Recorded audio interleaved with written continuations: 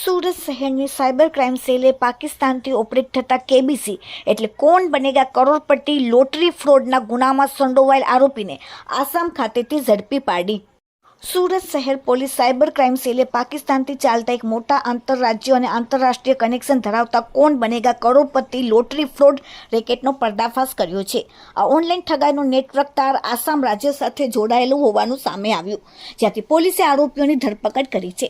Cyber ઠગોએ એક યુવકને કેબીસીમાં કરોડોની લોટરી લાગી હોવાની લાલચ આપી અલગ અલગ ચાર્જના બહાને ₹13,51,000 લાખની રકમ પડાવી લીધી. પોલીસને પાસેથી પ્રાપ્ત માહિતી અનુસાર સાયબર ઠગોએ ફરિયાદીને ફોન અને વોટ્સઅપ મારફતે સંપર્ક કરીને તેમને કેબીસી લોટરીમાં 8.5 લાખ અને ₹25 લાખનું ઇનામ લાગ્યું હોવાનું જણાવ્યું. ત્યારબાદ ઇનામની રકમ મેળવવા માટે અલગ અલગ ચાર્જના નામે પૈસા જમા કરાવવા દબાણ કરવામાં આવ્યું. આરોપીઓને registration fee, processing fee, GST tax, RBI clearance fee, સાથે file opening charge, bank account activities fee, order charge, income tax clearance વગેરે લઈને વિવિધ શુલ્ક દર્શાવીને ફરિયાદી પાસેથી ₹13,51,450 ટ્રાન્સફર કરાવ્યા. ઠગોએ પોતાની વાતમાં વિશ્વાસ જમાવવા માટે રિઝર્વ બેંક ઓફ ઇન્ડિયાનો લોગો ધરાવતા નકલી letter pad, state bank of ઇન્ડિયાના નામનો બનાવટી ચેક તેમજ ₹100 સ્ટેમ્પ પેપર પર કેન્દ્ર સરકારના મંત્રાલયના લોગો સાથેના નકલી દસ્તાવેજો મોકલ્યા. ઇલેક્ટ્રોનિક રીતે તૈયાર કરાયેલા દસ્તાવેજો દ્વારા ફરિયાદીને વિશ્વાસમાં લઈ ઓનલાઈન છેતરપિંડી આચરવામાં આવી હતી. પોતાની સાથે છેતરપિંડીની જાણ થતાં જ ફરિયાદીએ રાષ્ટ્રીય સાયબર ક્રાઇમ હેલ્પલાઇન નંબર 1930 પર ફરિયાદ નોંધાવી. ફરિયાદને આધારે સુરત સાયબર ક્રાઇમ પોલીસે ગુનો નોંધીને કાર્યવાહી હાથ ધરી. મામલાની જાણ થતાં જ પોલીસે ગુનો નોંધીને તપાસ હાથ ધરી. ફરિયાદ દરમિયાન જે મોબાઈલ નંબરો પરથી કોલ અને મેસેજ આવતા હતા તેના વોટ્સઅપ આઈપી એડ્રેસનું વિશ્લેષણ કરવામાં આવ્યું, જેમાં કેટલાક કનેક્શન પાકિસ્તાન સાથે જોડાયેલા હોવાનું સામે આવ્યું. ઠગાઈમાં ઉપયોગમાં લેવાયેલા બેંક ખાતાઓ આસામ રાજ્યોનું જાણવા મળ્યું. બેંક એકાઉન્ટ હોલ્ડરો અને નાણાંના વ્યવહારની કડીઓ મેળવ્યા બાદ સુરત સાયબર ક્રાઇમ સેલની ટીમ આસામ મોકલવામાં આવી.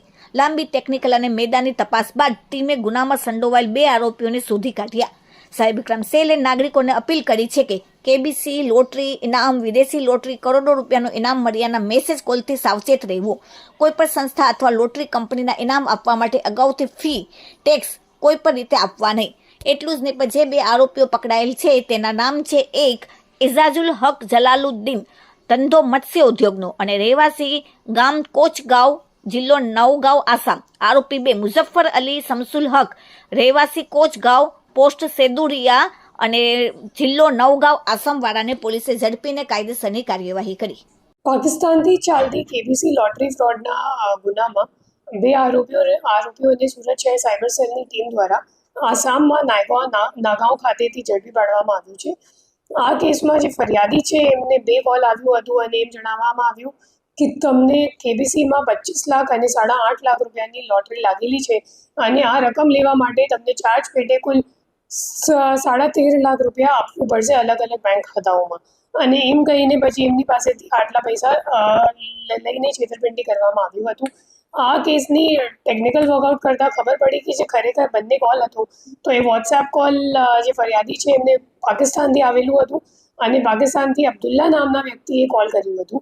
પછી જે તમામ ખાતાઓ છે જેમાં ટ્રાન્સફર કરાવવામાં આવ્યું હતું પૈસા, તો એ તમામ ખાતાઓ આસામના હતા.